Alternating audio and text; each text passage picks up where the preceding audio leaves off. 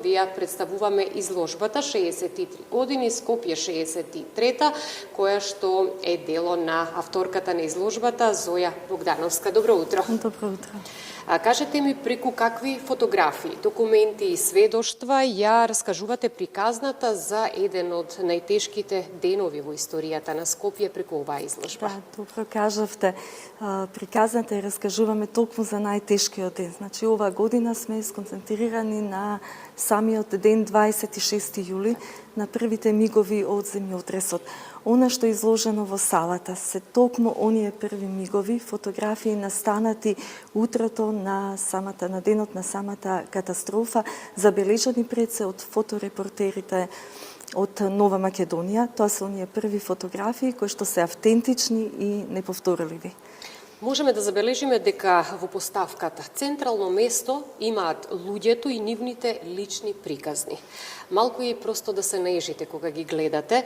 Колку е важно токму човечката димензија да остане во фокусот, особено за помладите генерации кои не го паметат земјотресот? Да, фокусот е ставен токму така на луѓето, на граѓаните на Скопје. Всушност, тие се главните актери во целата приказна. Тие се тие кои што први излегуваат од своите домови, ги бараат со поглед своите најблиски, гледаат прво да си го спасат семејството.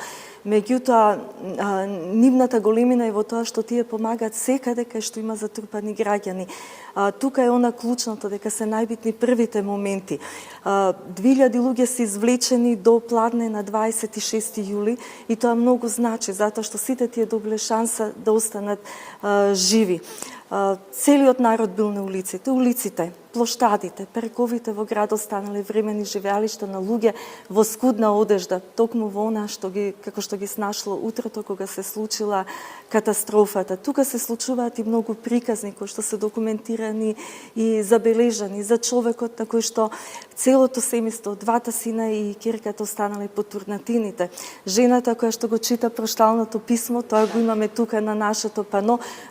Јас како ја викам најнесрекната зграда со број 13 во Карпош 2, кај што по турнатините останале 195 граѓани починати, 120 се извлекле живи, меѓутоа повредени и само еден неповреден граѓанин.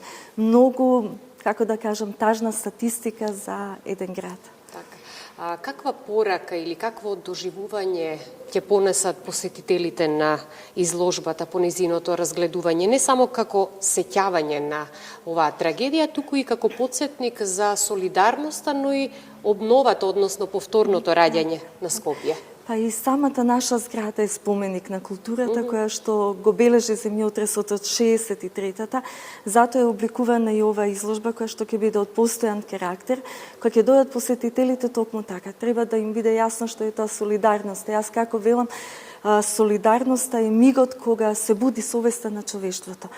Значи, што би било Скопје ако не би била и домашната и меѓународната солидарност? Градот секако имал тешки мигови и првите денови по катастрофата, меѓутоа после тоа следи и нешто друго. Еден разорнат, уништен град. Значи, сето тоа требало да се обнови, да се создаде нов живот, да се создадат услови да можат граѓаните повторно да продолжат со својот живот. Тоа секако младите не го знаат, веќе поминале 63 години од 63-та година. И тоа е едно веќе далечно време и ние имаме многу малку луѓе кои што веќе можат да ни раскажуваат за тој настан. Затоа се тука музеите, затоа е тука нашата работа, да ги собираме тие спомени, да создаваме вакви зидови полни со спомени кои што треба да допрат до нашите посетители, пред се до младите.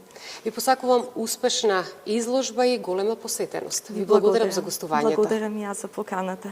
А на крајот од ова линковско вклучување секако ги покануваме и гледачите, повелете понеделник 27 јули, посетете изложбата во музејот на град Скопје, 63 години, Скопје 63-та.